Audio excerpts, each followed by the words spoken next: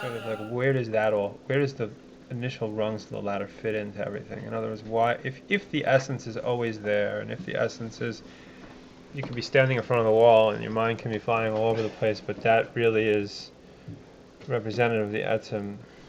What is the in context? Like what is the purpose of the of everything leading up to that? I was expecting a question. Better question. Oh, a better question. I'm not saying a better question. Coming from a different angle. What does Shmoneh consist in? Adchen das. Give me a good year. Give me parnosa. Take us out of Golos. Are we in Atzmus or are we in the world? Very much in the world. We can hear it as well. Right? The expert is correcting it. What? No, actually, what?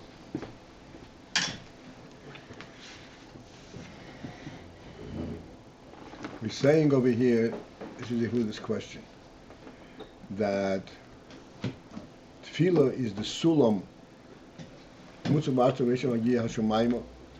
that climbing up the sulam, you can reach to Shemaima.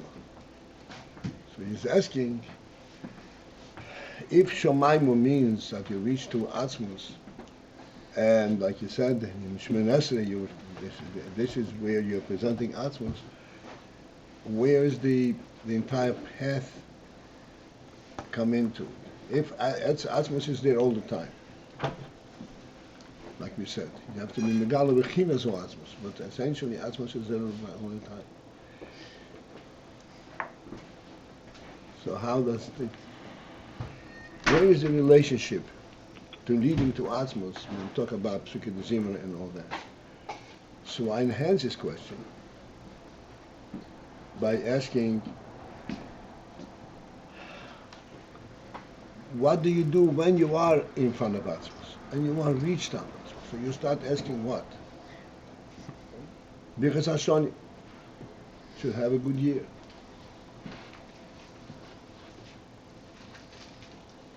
How is that? Where is that coming with Atzmus?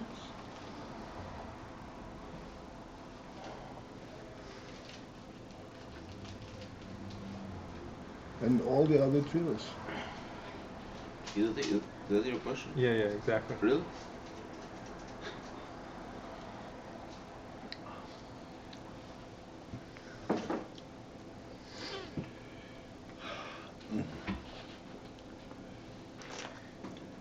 So entirely in line with what we discussed.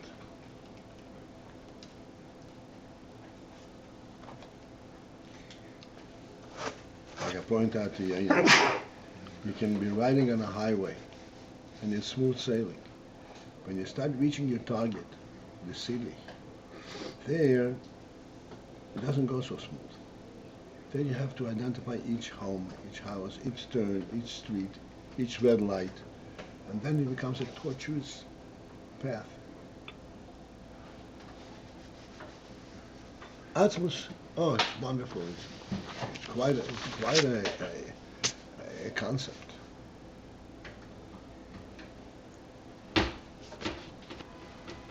So yesterday, we actually pointed out that one principle with Atzmus is that everything comes from Atzmus. Everything is representative of Atzmus. And it is representative of Atzmus not because we make it so, because we have a keli, we build a table with but just the principle itself creates it. The fact that we have to make keli, that's in order to capture that principle. But the principle is there mitzvah words. This is a very difficult thing. This is where we got lost, because explain that again. The principle is there mitzvah etzem. Which principle? the principle of the table. Any principle, any Indian that has any presence in the world has a principle, a godly principle. You're talking about a human being is a godly creation, has a godly presence because he has a real godly reality. That principle is the other principle. All of a sudden, it's not coming through. Really. What's this?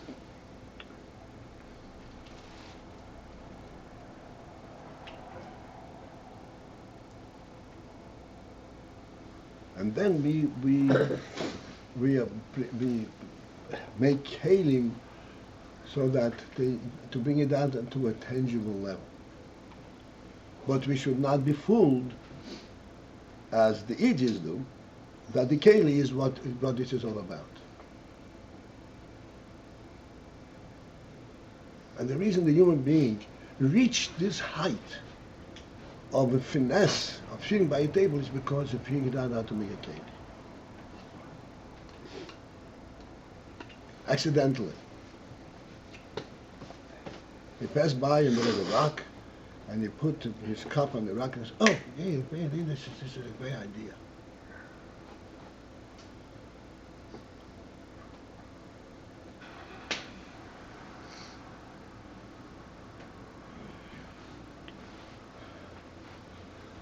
Coming back to Shemoneh Esrei. Shemoneh Esrei is, as we said, it represents the actuality and the actual truth, the godly presence in the world. And this is how we stand. The godly presence in the world does not need to be proven. God forbid. Does not need to be reflected upon. This is what reality is. Like the Rambam says, the Yisrael says, Hamud HaChochmah, you know before the Chochmah. That's the reality. Motzu Rishi. In fact, the Atzmos is even higher than that. So, sufficient for that, for discussion. There's an interesting thing in Shemoneh Esrei. And it's pointed out Chassidus and Shulchan Aruch. It's an interesting thing. You say, how do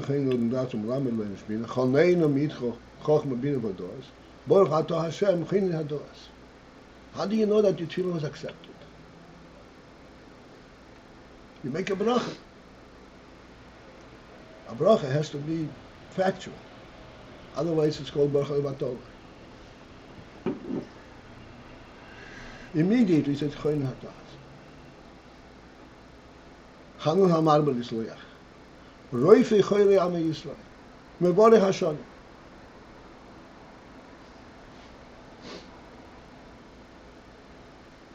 What's the principle in this, and how do we actually recognize it and relate to it? It's at Atzmos, there are no obstacles. There are no quirks, there are no red lights.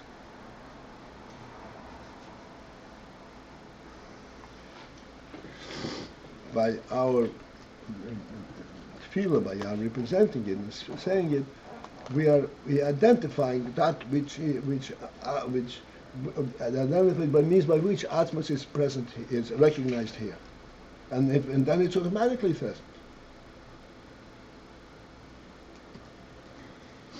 On the contrary, this is the whole inyan, that it doesn't have to be created. Like the Rebbe explained, we learned the Sikha many times. I will not put upon you any machla. Ki ani Hashem reifecha. So Rashi says, ani Hashem reifecha. In Osim and if there will be choili, then ani Hashem reifecha. So the refuah mil mailo is like it never happened. because it negates the whole possibility of chayli. This is the idea for atzmus. Atzmus, in our terminology, is perfection at its highest.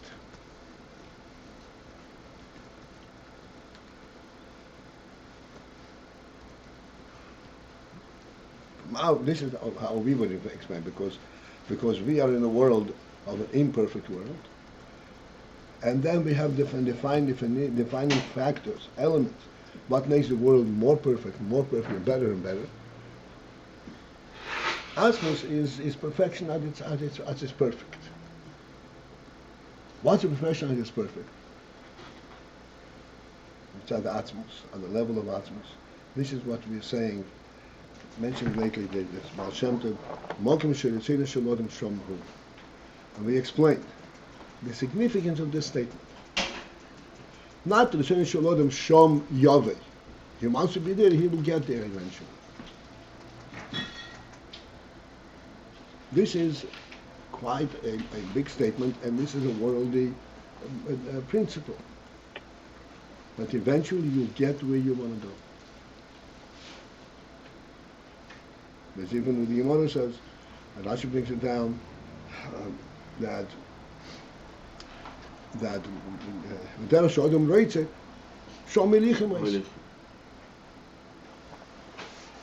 this he'll get there, but this is a pathway. Shomhu is a completely different statement. From on the level of ratzon, Shomhu means he doesn't have to get there; he is there.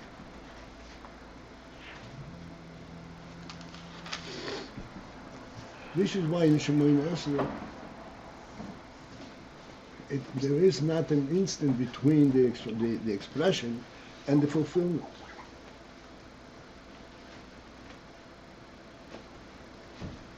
The fulfillment is not to bring something in and to change it.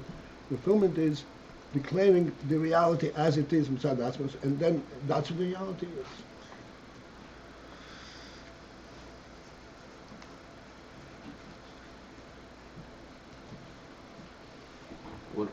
What's then the matter of tefillah, of asking for this, whatever we identify right after that this is a reality? What? The Seder at tefillah is you say Chaneinu miyitcha, but then we declare that it has already happened. So as soon as we declare what is needed by us, I said this is the keli. Okay. Once you declare it, then it's there on the map. Okay. You make a bracha hador ma'abel Yisrael. So in other words, it is somehow an our job to make kelim, right? Yes, our job is to make a kelim because we wanted to have it here by us, not in elsewhere. Like we're not asking Hashem to create a world again, make a Ma'aseh Bereshis from nothing. We're asking Him to reveal His presence in this world as it is already created. Yeah, sure. So does that tie into the lower rungs of the ladder? Oh, so now the path. Yes, it ties in. What did we explain as we learned yesterday? We are identifying all kinds of different things in the world, and we are declaring. We are kind of peeling off the natural and the worldly camouflage. And we say, there is grass on the mountains. Oh, that's because the minerals and things of... No, this is the Rebbe's provision for the Hamas.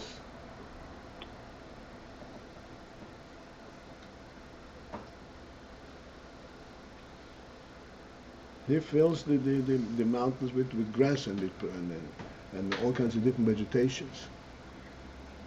Noishin v'heima lachmu, he provides the behema eats food.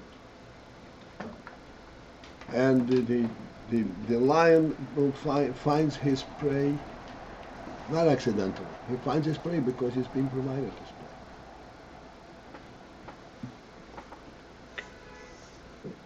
prey. As we pointed out, the interesting phenomenon, again, it's very likely to be lost with that. That's the fact. The lion, feeding shriagim lator, that when it comes to the nighttime, this is the time that the wild beasts feel free to roam around. And what do the kfirim do? The young lions, they scream. What do they scream? They roar, "Where is my food?"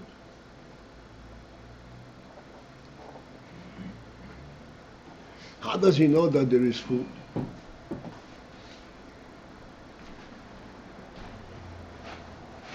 He knows that there is food. Because if I'm here, there is food for me.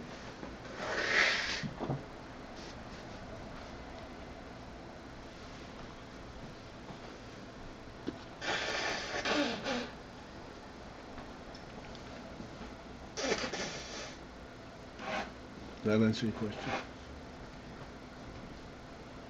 I think so. Lower rungs are exposing, or I don't know. The lower rungs are making us aware of. The lower lungs allow the nefesh to get to be refined a little bit and to recognize that the physical world is not all physical. That there is a chai, like we said in the beginning of the mind. That there is a chayas. And then the connection to the higher rungs, to the Higher rungs is where you reach a point where there is only the chayas.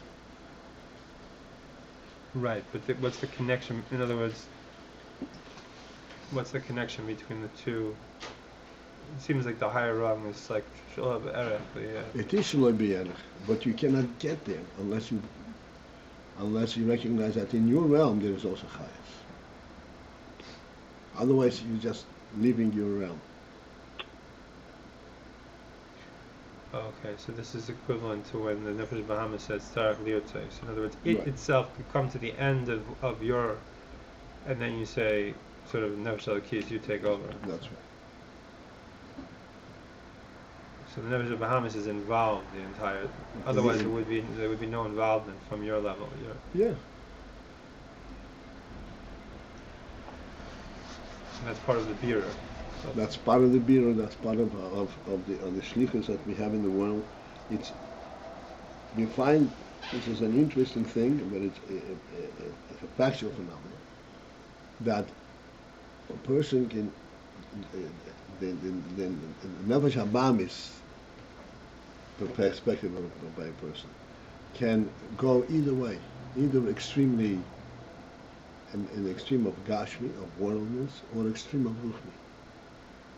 But to combine the two, this is the great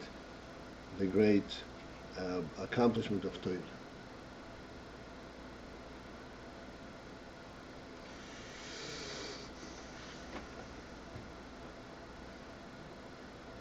to make some shalom between the Eibishter and the world. Right. What's the tnu of going to extreme ruchnis? It keeps saying, is it just takes credit for it because I'm so ruchni, so I'm just what's saying Nefesh Bahamis is No, self-oriented. you misunderstood. Oh, okay. It's easy to turn around and say, hey, this is all a lie, and I'm just going to be in ruchnis. The world, the world. Mm-hmm.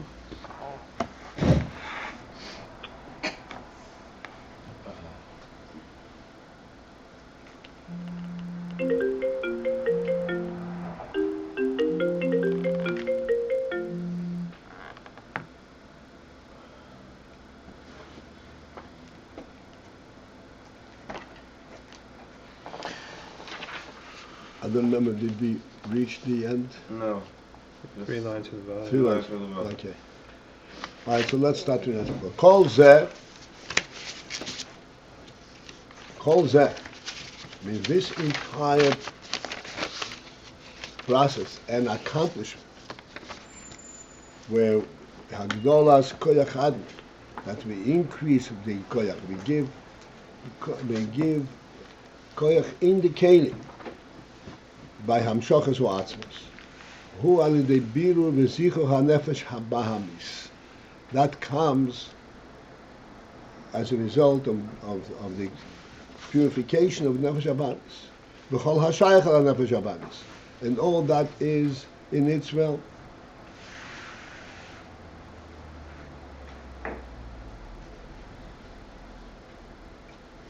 Where's the calls there?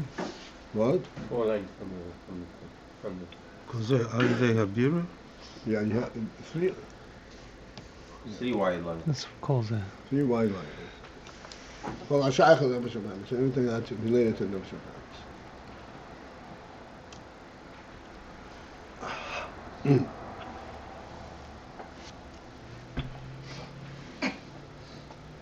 Like you asked yesterday, you understand?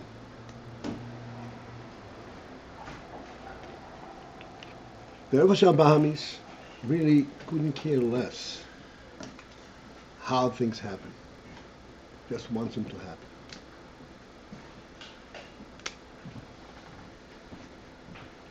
I want my food.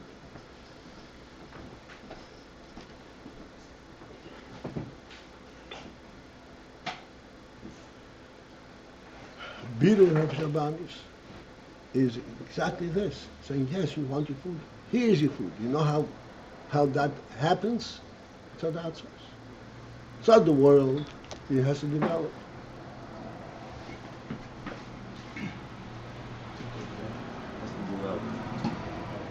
It has to develop. And therefore the Nefesh HaBahamis stays put in the world and says, no, there is nothing divine about this. I plowed the field and I saw it and I watered it, and this is how I got my food. Completely ignoring the phenomenon, the miracle of growth itself, the life element that the world, that the earth provides. So Birur V'Zichar V'Shabamis is saying that you should understand that you're plowing and you're sowing and you're watering and you're tending to it. This is only the keli, the means to elicit the what is provided, what is contained, the highest in the world. But the fact that there is highest in the world, this is something which is there because the world is a living entity. Because of the Nifon Atzmos. That can only, the answer to this is only Atzmos. Otherwise, if you go through the process, it stays, and there is no real answer. How come it grows?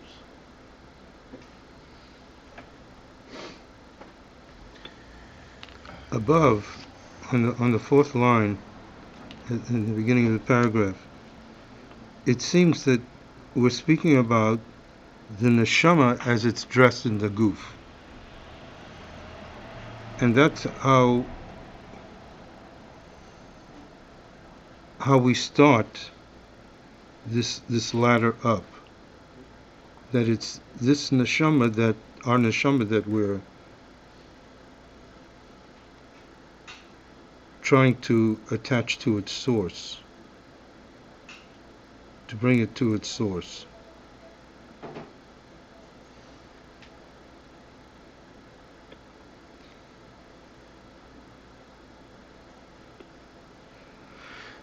So then it says, "V'hulios the inyan hatfilo hu birus v'zichu hanefesh habahamis."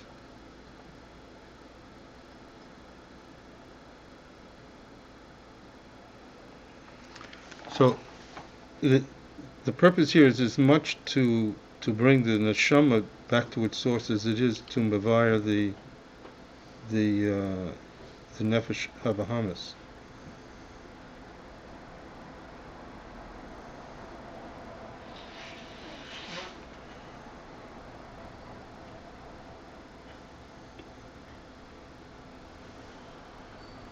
The Biru Nefesh Abamis is the means by which the neshama is reconnected to its source.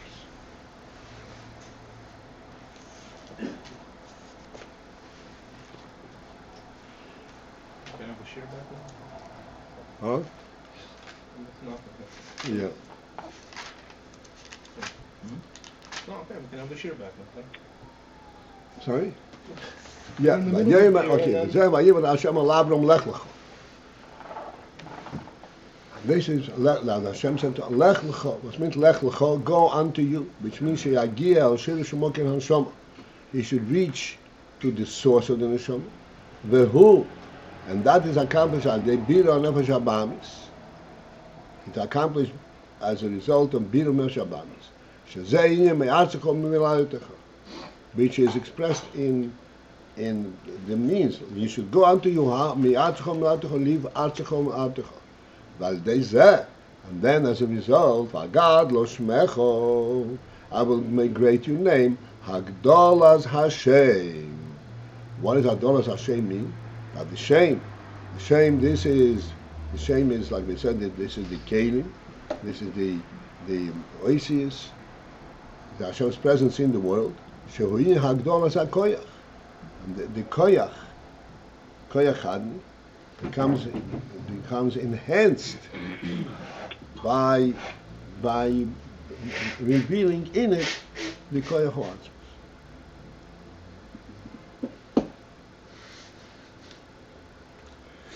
Okay, next. If we just look at the where the farmer he's planting his crops, and afterwards he says, "I went through this process," and it all seems worldly. So again, it's brought to him that indeed you did put in some effort, but this is not the. The Gemara expresses it in very simple terms. Yeah. Mamin b'chehu elamim b'zoreya.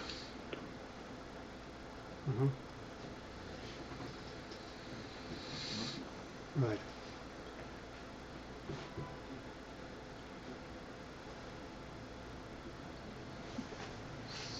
So that's to say that the Nefesh Bahamas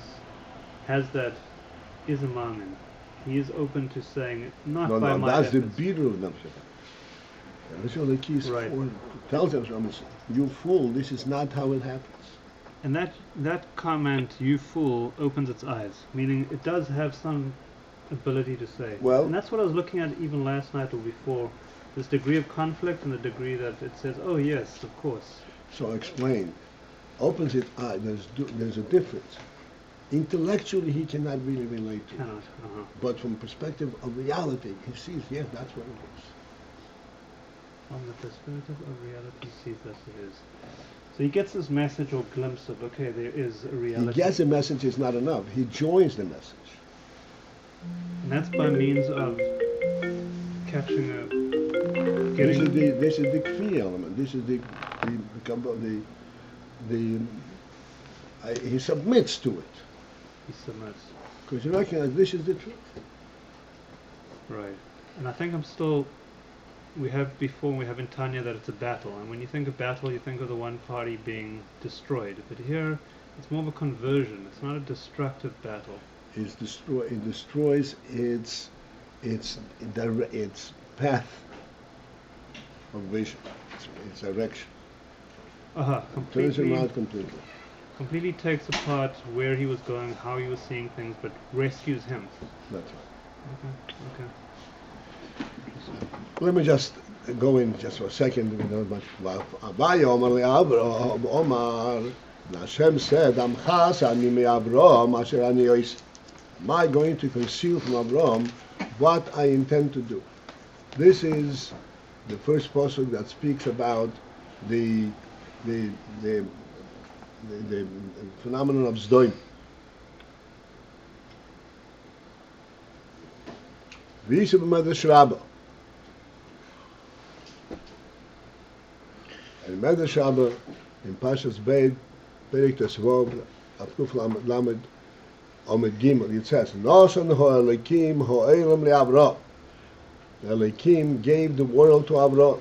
Shememar, and the pasuk says, Hamchas ani me Abraham.